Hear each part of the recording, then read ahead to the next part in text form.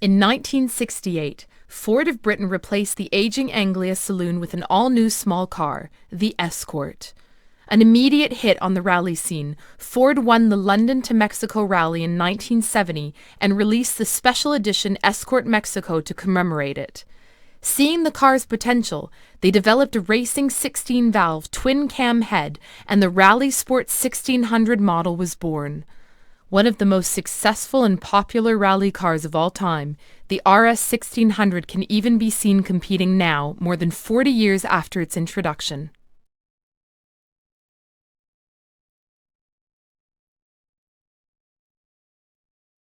The Mark II Ford Focus ST was already one of the most powerful, hot hatchbacks available on the market. So when Ford revived the legendary RS badge, they knew they had to deliver an unbelievable package. With a heavily revised engine delivering 75 horsepower more than the ST and a special Revo knuckle front suspension developed especially to handle the additional power, they did just that, making it an instant hit and highly desirable super hatch.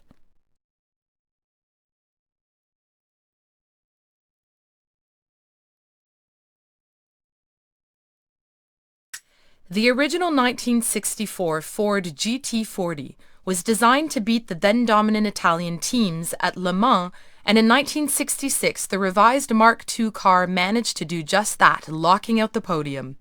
Ford still had a trick up their sleeve, however, a prototype known as the J car that wore an experimental low-drag body. Sadly, driver Ken Miles was killed whilst testing it, and the J car was replaced by the new Mark IV. This new version again won Le Mans, proving to be so fast that the entire class was banned for the 1968 season.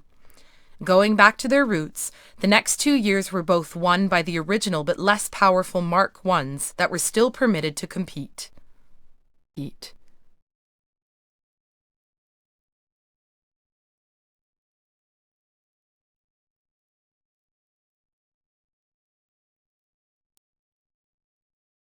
When Ford revived the famous Boss 302 name for the 2012 Mustang, they knew that the badge had to be backed up by racing performance.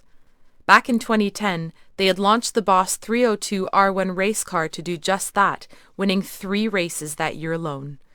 Compared to the road-going Boss, the 302 R1 features a stripped interior and roll cage for safety, improved tires and brakes, and a comprehensive data logging package. The powertrain remains standard, with the quad-cam V8 producing ample power for the track. Eligible for both American and international GT4 events, the Mustang is a good introduction to GT racing.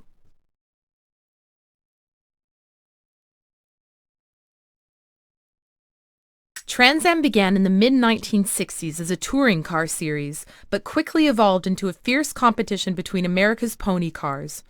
By the 1990s, the cars had become tube-framed silhouettes with uncompromising V8 engines, and in 1994 the Mustang was developed into a Trans Am race car. Most famously piloted by Tommy Kendall, he won 3 drivers' titles in a row and in 1997 managed to win 11 consecutive races, with the final 2 races of the season going to yet another Mustang.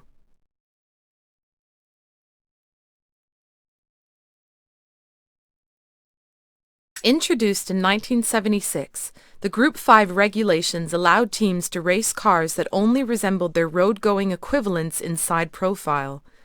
One of the most famous cars built to the Group 5 rules was the Ford Capri by Zaxby's.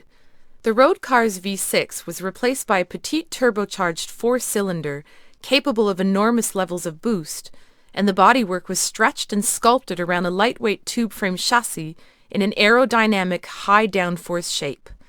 The Capri went on to win the German touring title in 1981, and its engine eventually powered Zaxby's Grand Prix racers.